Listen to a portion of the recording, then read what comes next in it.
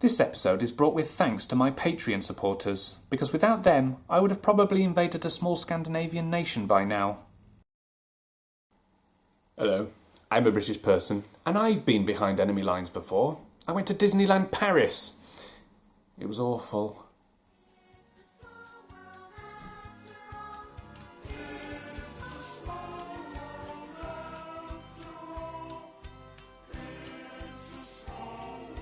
I also remember the time Owen Wilson tried to become an action star. It was awful.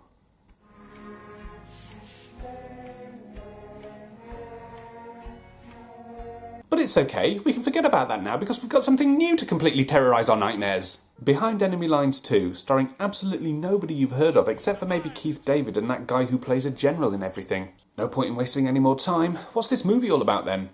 America was days, if not hours, away from war with North Korea. North Korea best not make any more threats to the United States. What year was this movie made? North Korea. Were the filmmakers psychic? I honestly think they were, because the plot of this movie centres around North Korea testing potentially nuclear intercontinental ballistic missiles. Is the name of the president in this movie Ronald Klump? Just gonna guess that. Unfortunately he isn't, but he is given the news that North Korea are up to no good. Even test firing a 3-stage rocket is a 10-year leap forward in their strategic capabilities, and it represents a direct and grave threat to our national security. We won't let that happen. God bless America. Cut to South Korea, where we view everything through this piss-soaked lens and we meet our merry band of protagonists. Generic Soldier A, Generic Soldier B, and James, otherwise known as Generic Soldier C. Generic Soldier B is told that he's a new dad to a little baby girl. He's going to die a horrible death, isn't he? The President decides to send in a covert team to blow up the missile before it has time to launch. I'm not sure covert and explosion go together that well, but whatever. And guess who was tasked with this mission? That's a shocker. So they prepare and board their plane whilst we have some more piss-lens flashbacks. I feel immortal. He is so gonna die. Dude, what is your problem? What's with the editing? And the colour? This is all so completely offensive to look at. So the plane is decompressed and the Master Chief gives his instructions. To be deployed under these conditions. The system's hydraulics can't compete with the overwhelming force of the airstreams under the fuselage. Surely you could have done that before opening the door and making it incredibly difficult to speak and for everyone to hear you? I mean, just a bit of common sense. So I suggest you pay close.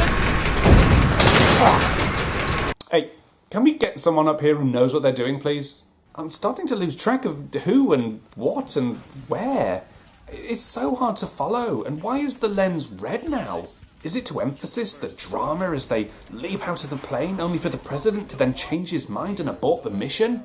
Too late, numbnuts. Like 2 of them have already jumped out. There are now 2 soldiers hurtling to certain doom. Oh well, we might as well jump out and join them. Dicks. What follows is then a mess of sound and visuals as they fall. It is for this reason the U.S. Navy provides you with a reserve chute. I've already come to the conclusion that they probably only had about 20 minutes of actual story and footage. So in order to pad this movie out into an actual 90-minute movie, they just kind of added slow motion here, a bit of piss-soaked lens over there, a bit of flashback here. Quick, let's do a reshoot and put in that famous guy that everyone knows, because he's not in the actual story part of this movie. He just appears randomly and for no reason, just to kind of give a little bit of backstory, which we don't care about because we're not invested. Screw this movie. Then after about 15 minutes of falling, they land and meet up in a bush to be told tough luck by the President. He wants to do a missile strike instead. Are we sure this isn't about Trump? Sir, Master Chief Barnes is here. Sir. Master Chief? Okay, I can't take that name seriously. It just makes me want to play Halo. The 4 guys prance around in some bushes, but then they panic when this small boy wanders over.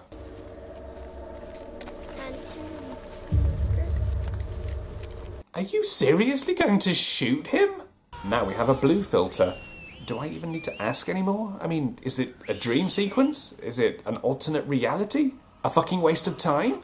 Yes, it's definitely that one. The kid then sees them and they run, but then the cameraman has a violent seizure. Poor guy. And I don't even think he recovered, because that is basically how the rest of the movie goes. So I will try my best to comment on the rest of the movie, such as I think these are North Korean soldiers who engage in a gunfight with our heroes. Because there just so happens to be some soldiers in this remote village. And then we have this. It's a thing of beauty. It is. As is the dreadful CGI blood spatter. But my favourite part has to be the slow fade in and out from black, followed by one of the greatest and most emotionally powerful moments in cinema history.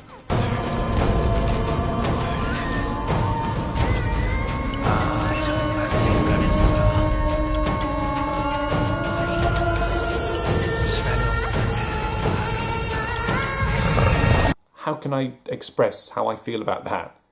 There is absolutely no way I can do any of it justice. You just have to watch and enjoy. Is it the figure of death? Is it the heart-wrenching music? Is it the tiger? No, it's the awful fucking filter. Also, a journalist just so happens to be there taking pictures. But don't worry, that goes absolutely nowhere. I was worried it might actually lead to a plot there. Meanwhile, the South Korean ambassador complains that America's actions could lead to war. Hey, Donald. Then the soldiers find themselves being tortured whilst experiencing more flashbacks with the piss lens. Why? Who cares? If any of you should ever get captured by the enemy, know this. I will be there with you. So you're the one with the nail through his hand? Thought not. They're then saved by this general bloke who I swear must be Jackie Chan's younger brother.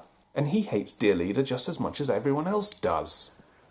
I am afraid that our dear leader thinks that we are more powerful than we really are. Still may lead to global war though, eh? This is what you want from your light-hearted movie review entertainment show on YouTube, isn't it? You want war and fear and political commentary. Back me on Patreon for more absolute dread and disdain for the world. Come and join me in my hatred of everything. And our heroes are transported to who the hell cares via long, uninteresting montage.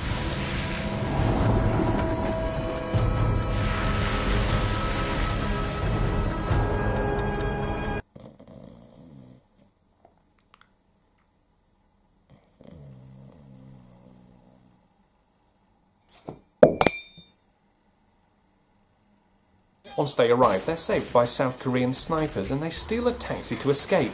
Except they don't escape, they just drive around in circles like a bunch of twats. The edits here are so fast. What am I watching? James then saves the Colonel bloke, and I'm sure that won't play a pivotal part later. Spoiler alert, it does. See, what am I like with my sarcasm? Hey, just can't believe anything I say. Also, what was that?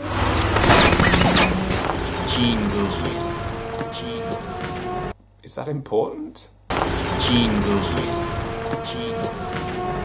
I've got no idea what he's saying.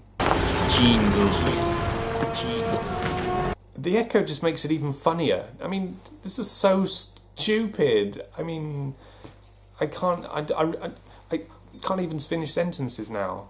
They eventually drive off to a place I guess the enemy tank can't follow, and they run over a local.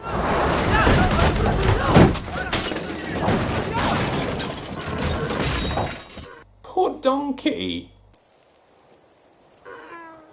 Oh good, he survived. You fucking monster. And it turns out the crash was absolutely pointless because it didn't affect the story whatsoever. It doesn't even slow them down. So what was the point? When you do things in movies, they have to have a point. You can't just do things for the sake of it, because then it's not a movie, it's just life. And life is bad.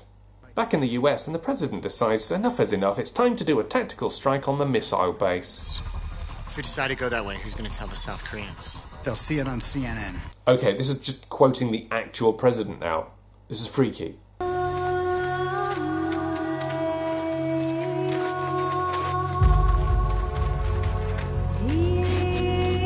What is this shit? This is a movie. You are supposed to be telling a story. If I wanted to see shitty pictures that I didn't understand, I would go to an art gallery. Our heroes climb a mountain and James uses a bad CGI parachute to drop in somehow undetected. And he cuts the power so his mates can abseil down. Finally, get on with it so this bollocks can end. But their presence doesn't go unnoticed for very long when this soldier commits suicide. Cheers, mate. But look who saves them. This guy. Yeah, for this guy. I'm totally invested in this movie. This allows our heroes to shoot some people, plant the bomb and explode the missile, therefore preventing the need for America to start global war. Yeah! Our heroes are then saved by their friends, as conveyed by this absolute travesty of editing.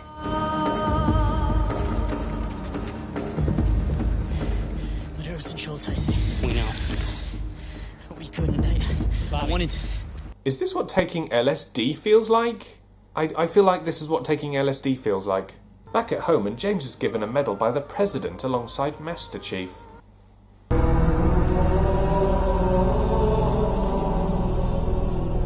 Whilst his colleague is given a tribunal. Him to 10 years at NAVCON break. I have no idea what I'm supposed to feel right now. But it's okay, he's let off anyway. Am I supposed to feel good? Because I don't. I feel terrible for having watched this. It's void of story, has bizarre techniques which are either dumb or go over my head. Possibly the latter, probably the former. Has vomit-inducing filters, and it is a shocking reflection on US-North Korean relations in 2017, despite being released in 2006. Quick, someone send this movie to Donald Trump. Actually, don't. He'll probably think it's a documentary. Oh, hello. This is the point in the credits where your name would be if you were to support the show on Patreon. You'd also get access to old episodes of Shameful sequels that are no longer available online, as well as the chance to vote on upcoming episodes, which would be nice, wouldn't it? But if you would like to see more episodes of Shameful sequels and keep the show alive, then please do consider supporting the show at this link on Patreon. It would be absolutely marvellous if you could.